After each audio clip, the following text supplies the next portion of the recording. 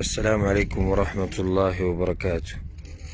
بسم الله الرحمن الرحيم. الحمد لله رب العالمين، والصلاة والسلام على نبينا محمد وعلى آله وصحبه أجمعين.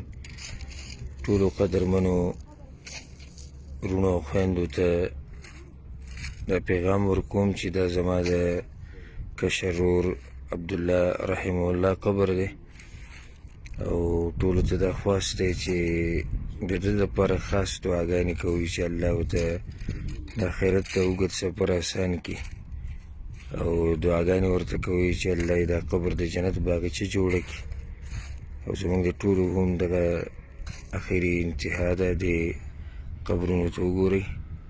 دا ټول د آخرت په انتظار پراته دي، او موږ به هم ټولې ورځ د ځله راځو. دا یو قبر د یوې ګورېدنې نه الله سبحانه وتعالی دې دا ټول مړي د مسلمانانو دا وبخي، او الله سبحانه وتعالی دې ټولو ته دا اوږد سفر اسان کړي.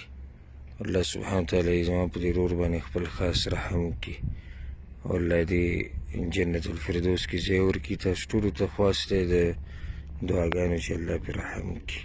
بارک الله فیکم، والله اعلم، وصلی الله علی نبینا محمد.